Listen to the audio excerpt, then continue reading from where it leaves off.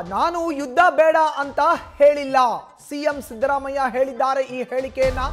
ನಾನು ಯುದ್ಧ ಬೇಡ ಅಂತ ಹೇಳಿಲ್ಲವಲ್ಲ ಅಂತ ಸಿಎಂ ಸಿದ್ದರಾಮಯ್ಯ ಸ್ಪಷ್ಟನೆ ಕೊಟ್ಟಿದ್ದಾರೆ. ಯುದ್ಧ ಅನಿವಾರ್ಯ ಆದ್ರೆ ಮಾತ್ರ ಮಾಡಬೇಕು. ಯುದ್ಧ ಮಾಡೋದಾದ್ರೆ ಅದು ಅನಿವಾರ್ಯತೆಯನ್ನು ಏನಾದರೂ ಸೃಷ್ಟಿ ಮಾಡಿದ್ರೆ ಮಾತ್ರ ಮಾಡಬೇಕು. ಭದ್ರತೆ ಕೊಡಬೇಕಾಗಿದ್ದು ಕೇಂದ್ರ ಸರ್ಕಾರ. ಈ ಬಗ್ಗೆ ನಾನು ಮಾತನಾಡಿದ್ದು ಅಂತ ಸಿಎಂ ಸಿದ್ದರಾಮಯ್ಯ ಸ್ಪಷ್ಟನೆಯನ್ನ ಕೊಟ್ಟಿದ್ದಾರೆ. ತಮ್ಮ ಹೇಳಿಕೆ ವೈರಲ್ ಆದ ಬೆನ್ನಲ್ಲೇ ಈಗ ಸಿಎಂ ಸಿದ್ದರಾಮಯ್ಯ ಯೂ ಟರ್ನ್ ಹೊಡೆದಿದ್ದಾರೆ. ನಿನ್ನೆ ಹೇಳಿಕೆಯನ್ನ ಕೊಟ್ಟಿದ್ರು ಸಿಎಂ ಸಿದ್ದರಾಮಯ್ಯ. ನಿನ್ನೆ ಏನಂತ ಹೇಳಿಕೆಯನ್ನ ಕೊಟ್ಟಿದ್ರು ಮಾಧ್ಯಮದ ಮುಂದೆ ಸಿದ್ದರಾಮಯ್ಯ, ಮತ್ತೆ ಇವತ್ತೇನು ಹೇಳಿದ್ದಾರೆ ಬನ್ನಿ ನೋಡೋಣ. ಭದ್ರತಾ ವ್ಯವಸ್ಥೆಯನ್ನ ಬಿಗಿ ಮಾಡ್ತಕ್ಕಂಥ ಕೆಲಸವನ್ನು ಮಾಡಬೇಕು. ನಾವು ವಿದ್ಯುತ್ ಪರ ಇಲ್ಲ, ನಾವು ಶಾಂತಿ ಇರಬೇಕು, ಜನರಿಗೆ ಭದ್ರತೆ ಇರಬೇಕು. ಕೇಂದ್ರ ಸರ್ಕಾರ ಭದ್ರತಾ ಕ್ರಮಗಳನ್ನು ತಗೋಬೇಕು. ಹೊರಗಡೆ ಕಳಿಸಕ್ಕೆ ಕ್ರಮ ತಗೊಳ್ತಾ ಇದ್ದಾರೆ. ಎಲ್ಲ ರಾಜ್ಯಕ್ಕೂ ಇಂಟಿಮೇಷನ್ ಕೊಟ್ಟಿದ್ದಾರೆ. ಇಲ್ಲಿ ಹೇಗಿದೆ ಸರ್ ಪರಿಸ್ಥಿತಿ?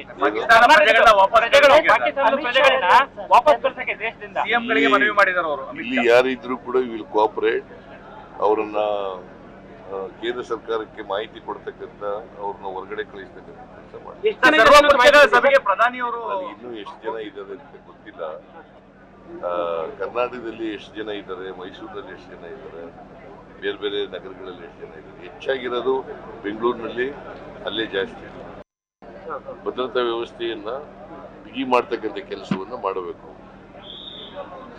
ನಾವು ವಿದ್ಯುತ್ ಪರ ಇಲ್ಲ, ನಾವು ಶಾಂತಿ ಇರಬೇಕು, ಜನರಿಗೆ ಭದ್ರತೆ ಇರಬೇಕು. ಕೇಂದ್ರ ಸರ್ಕಾರ ಭದ್ರತಾ ಕ್ರಮಗಳನ್ನು ತಗೋಬೇಕು. ಹೊರಗಡೆ ಕಳಿಸಕ್ಕೆ ಕ್ರಮ ತಗೊಳ್ತಾ ಇದ್ದಾರೆ. ಎಲ್ಲ ರಾಜ್ಯಕ್ಕೂ ಇಂಟಿಮೇಷನ್ ಕೊಟ್ಟಿದ್ದಾರೆ. ಇಲ್ಲಿ ಹೇಗಿದೆ ಸರ್ ಪರಿಸ್ಥಿತಿ? ವಾಪಸ್ ಕಳಿಸಕ್ಕೆ ದೇಶದಿಂದ ಸಿಎಂಗಳಿಗೆ ಮನವಿ ಮಾಡಿದ್ದಾರೆ ಅವರು. ಇಲ್ಲಿ ಯಾರಿದ್ರು ಕೂಡ ವಿಲ್ ಕೋಆಪರೇಟ್. ಅವರನ್ನ ಕೇಂದ್ರ ಸರ್ಕಾರಕ್ಕೆ ಮಾಹಿತಿ ಕೊಡ್ತಕ್ಕಂಥ, ಅವ್ರನ್ನ ಹೊರಗಡೆ ಕಳಿಸ್ತಕ್ಕಂಥ ಕೆಲಸ ಮಾಡಿ. ಸಭೆಗೆ ಪ್ರಧಾನಿಯವರು ಇನ್ನೂ ಎಷ್ಟು ಜನ ಇದ್ದಾರೆ ಅಂತ ಗೊತ್ತಿಲ್ಲ. ಕರ್ನಾಟಕದಲ್ಲಿ ಎಷ್ಟು ಜನ ಇದ್ದಾರೆ, ಮೈಸೂರಿನಲ್ಲಿ ಎಷ್ಟು ಜನ ಇದ್ದಾರೆ, ಬೇರೆ ಬೇರೆ ನಗರಗಳಲ್ಲಿ ಎಷ್ಟು ಜನ ಇದ್ದಾರೆ. ಹೆಚ್ಚಾಗಿರೋದು ಬೆಂಗಳೂರಿನಲ್ಲಿ, ಅಲ್ಲೇ ಜಾಸ್ತಿ. ನಾನು ಪಾಕಿಸ್ತಾನದವ್ರ ಜೊತೆ ಯುದ್ಧನೇ ಮಾಡೋದಕ್ಕೆ ಬೇಡ ಅಂತ ಹೇಳಲಿಲ್ಲ.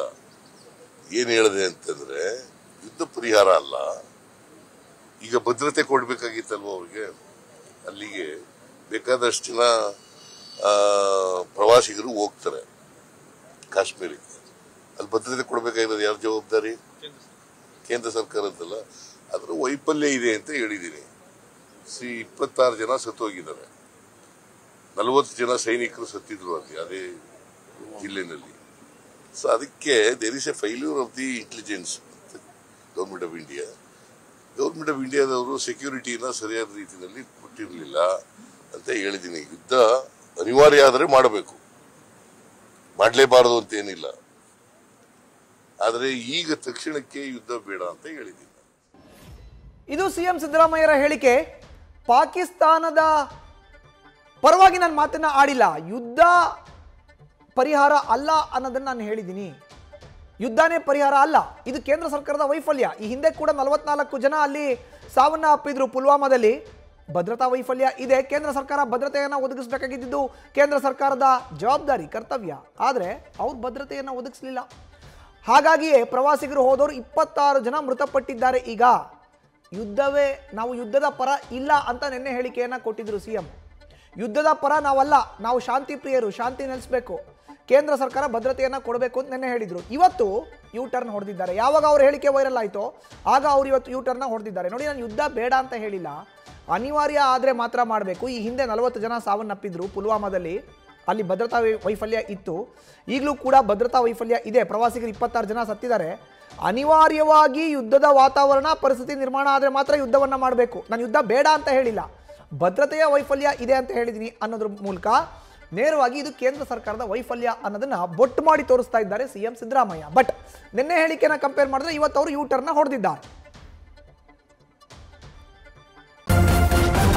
ನ್ಯೂಸ್ ಫಸ್ಟ್, ನಿರ್ಭೀತಿಯಿಂದ ನಿಮ್ಮ ಪರವಾಗಿ.